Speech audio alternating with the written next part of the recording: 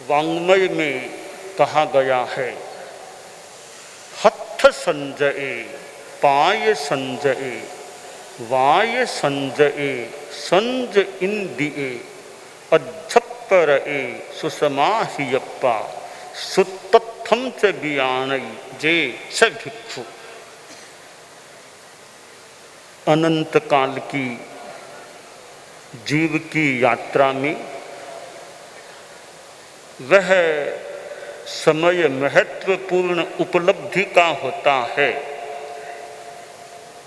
जब जीव को सम्यक्त्व की प्राप्ति हो जाती है, और वह समय भी बहुत महत्वपूर्ण होता है जब सर्वविरति रूप चारित्र रत्न की प्राप्ति हो जाती है।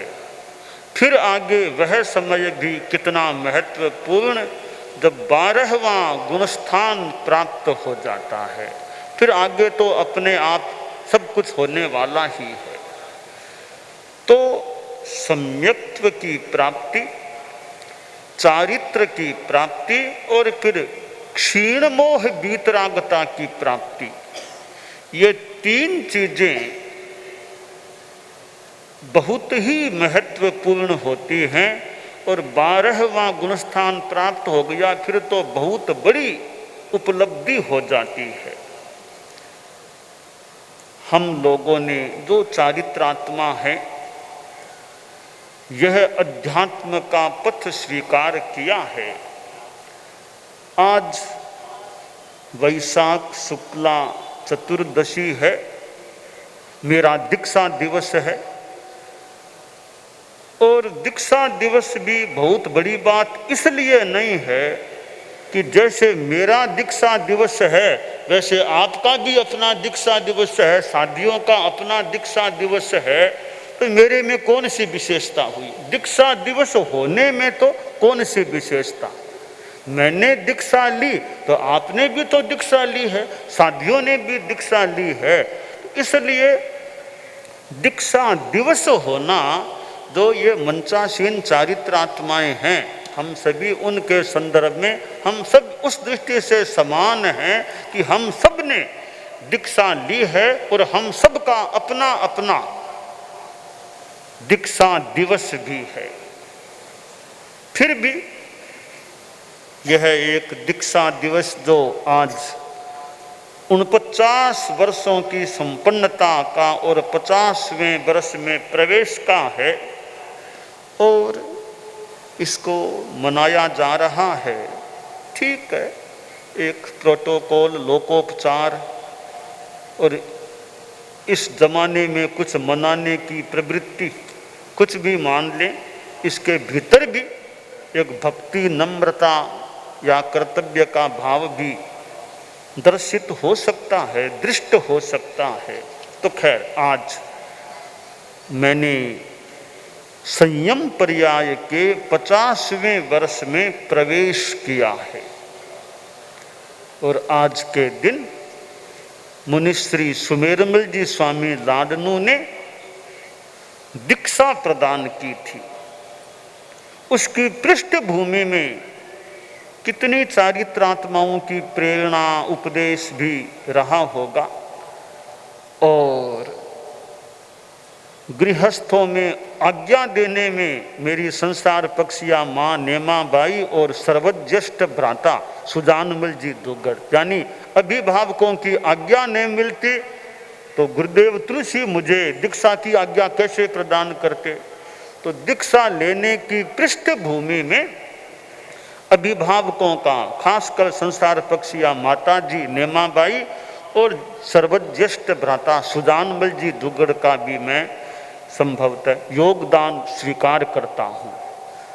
तो संसार पक्षिया माँ ने मुझे अच्छे रास्ते पर लगा, यानी वो बाजार, माँ बेटे को बाजार में साथ में ले जाए, मार्केट में ले जाए, कुछ दिखाने के लिए ले जाए, ये भी एक बात है, पर वे मुझे महाराज के ठिकाने में साथ में ले जाती, साधु चारित्रात्माओं के पास ले जाती, और ऐसी जगह मुझे ले जाती कि संभवतः वो निमित्त बन गया होगा मेरे भीतर ये वैराग्य के भाव प्रस्फुरित होने में,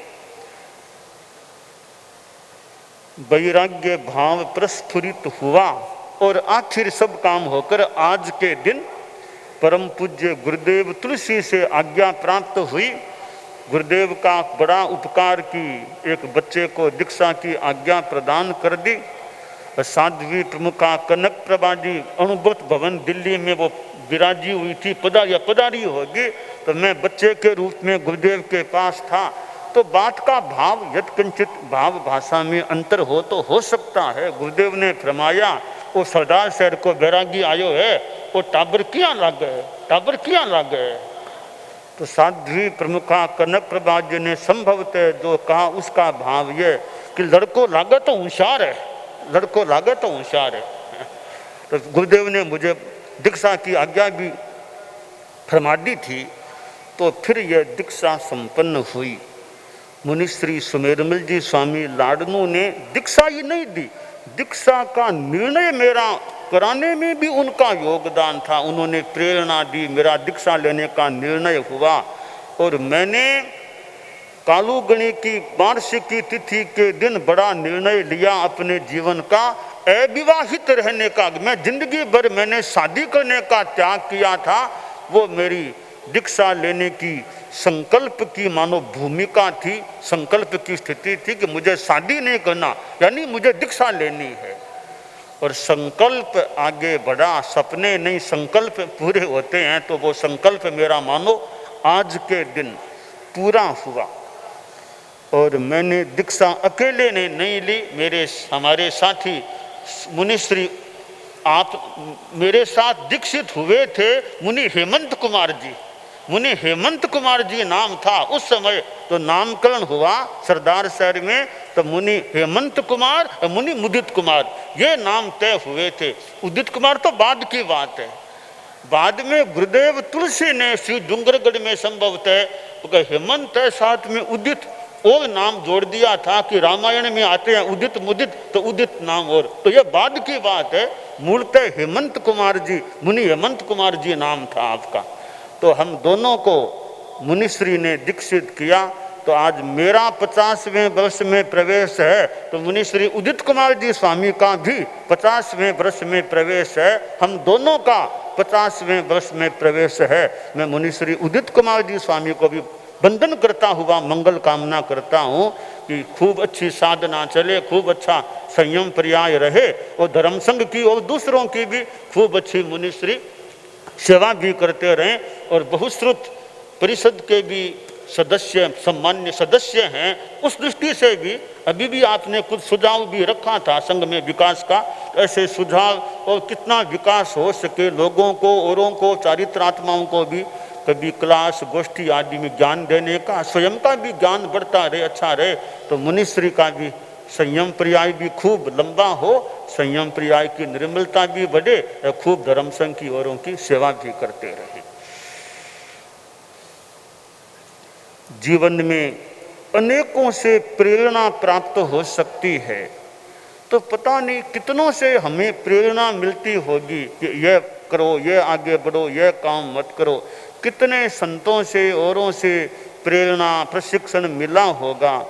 और यह संयम की निर्मलता, और हमारा संयम है क्या?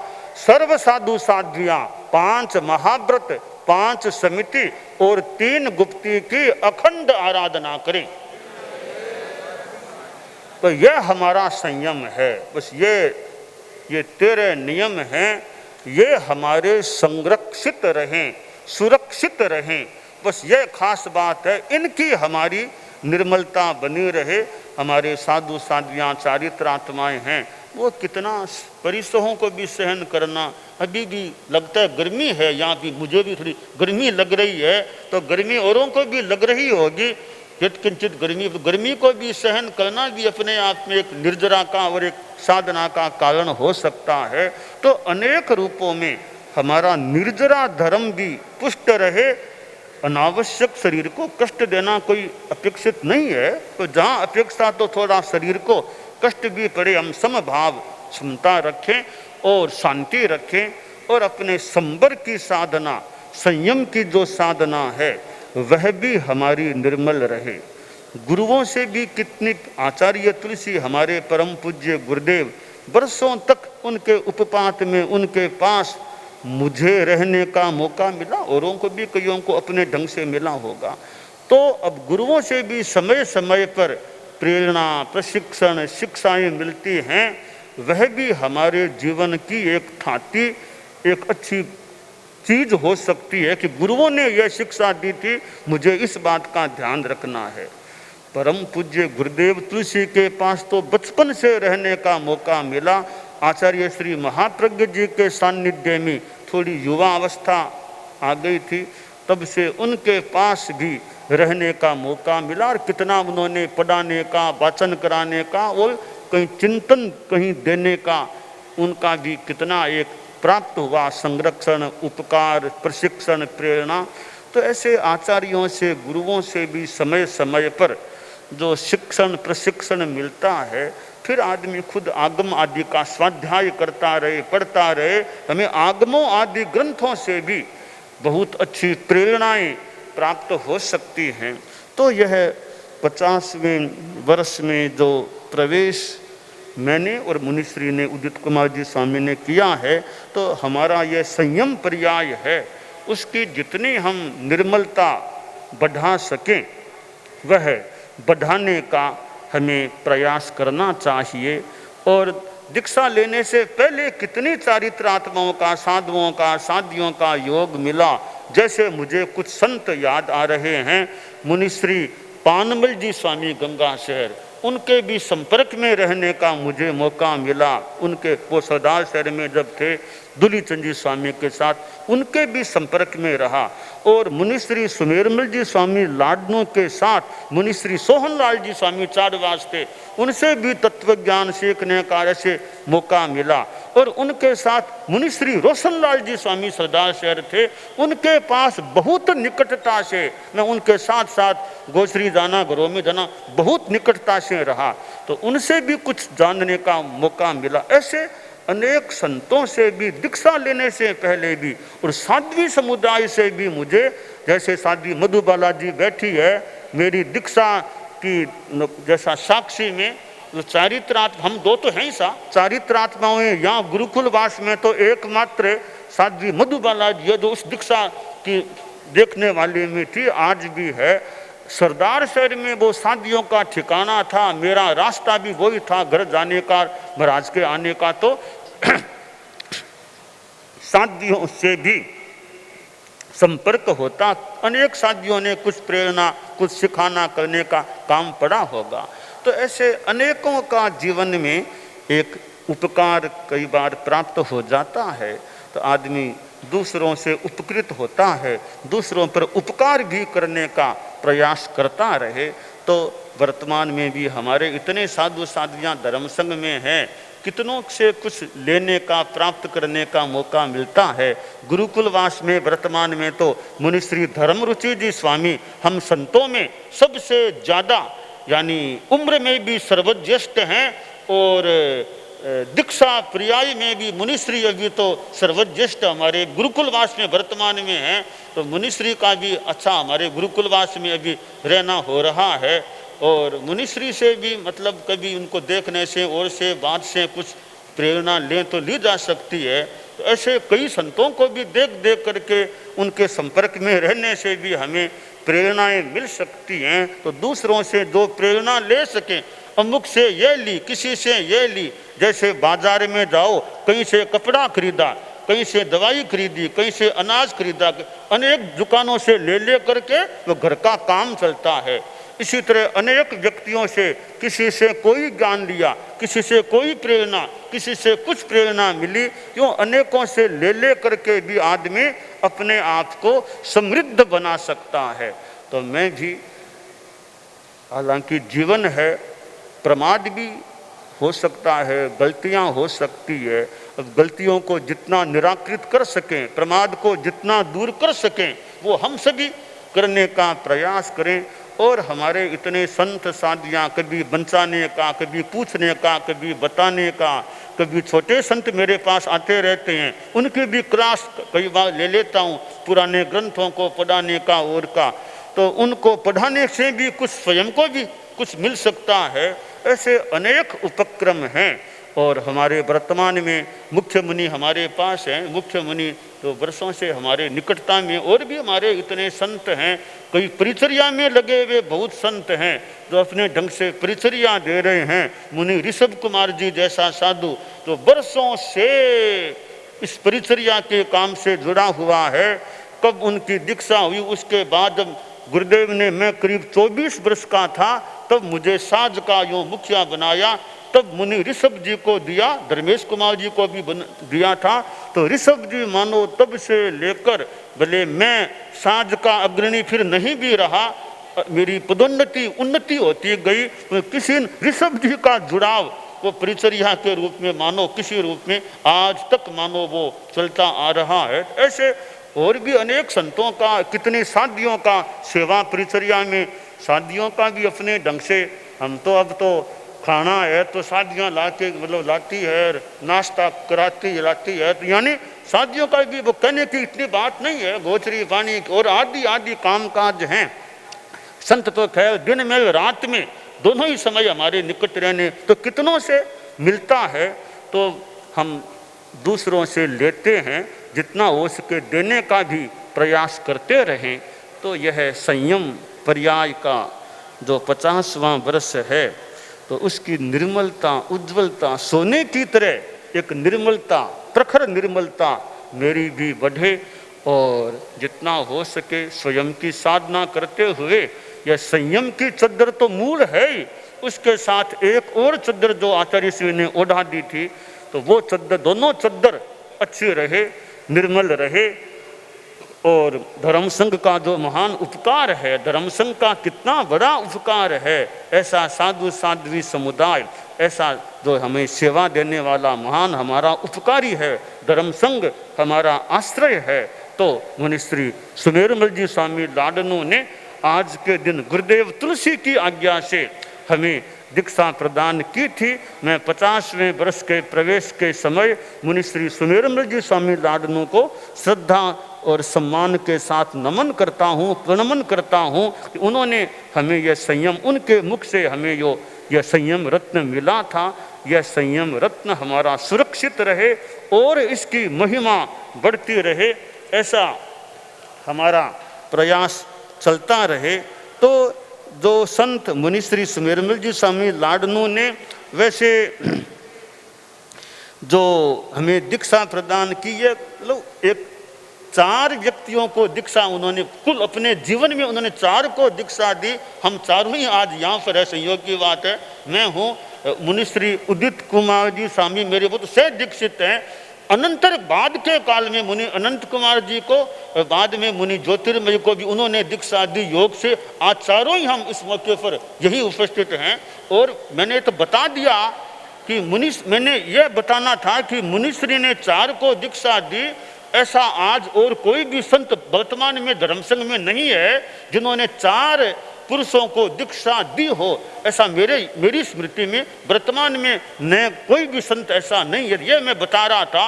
वैसे तो हमने मुनिश्री के हाथ से दीक्षा ली, गुरुदेव की आज्ञा से ली, बहुतों ने प्राय आचार्यों के हाथ से दीक्षा ली है। तो खैर दीक्षा किससे ली है बहुत बड़ी बात नहीं है, मूल संयम रत्न मिल गया, यह खास बड़ी बात है। दीक्षा किसने दी यह बात गौण है, दीक्षा किसने ली यह खास बात होती है। तो हमने दीक्षा ली, हमें संयम रत्न प्राप्त हुआ, यही खास बात है। दीक्षा देने वालों का उपकार पर दीक्षा ली वो खास बात है।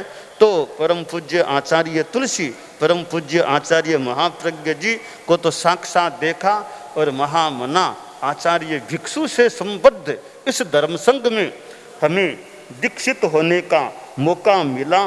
तो यह दीक्षा कल्याण महोत्सव के रूप में वर्ष आज शुरू हुआ है। तो हमारे साधु साधियाँ हैं, चारित्रात्माएँ हैं। ऐसे तो अनेक संकल्पों की बात है, वो कितने 50-51 अलग अलग संकल्पों की बात है। साधु साधियों संकल्प अपनी इच्छा से जो करें वो करें, श्रावक श्राविकाओं के लिए भी संकल्पों की बात है, एक प्रेरणा के रूप में है। तो कुल 51 संकल्प एक सुझाव के रूप में मान लें साधु साधियों के लिए, और 51 श्रावक श्राविकाओं के लिए है, और भी शिविर आदि की बात है। यह जितना कर सकें उतना करें, परंतु एक प्रयास है, जो खास मुमुक्षु संख्या वृद्धि मूल थीम है, खास चीज है। तो हमारे साधु साधियाँ प्रयास करें भी, एक साधु एक को भी तैयार कर दे, एक वर्ष में एक साध्वी एक को भी तैयार कर दे, तो बहुत बड़ी बात हो। तैयार करने का मतलब वो मुमुक्षु रूप में हमसे स्वीकृत हो जाए, वहाँ तक की प्रक्रिया पूरी हो जाए। तो मुमुक्षु संख्या वृद्धि का प्रयास, प्रत्येक साधु अगर एक कम से कम एक बैरागी बैरागण को, साधु एक बैरागी को कम से कम तैयार कर दे, ऐसा काम करने का जितना संभव हो सके प्रयास किया जा सकता है। तो यह दीक्षा कल्याण महोत्सव है, वो नाम से कल्याण है, तो भव्य आत्माओं के कल्याण में निमित्त बन जाए, मुमुक्षु बनेंगे तो मानो कल्याण में निमित्त यह वर्ष बन सकेगा।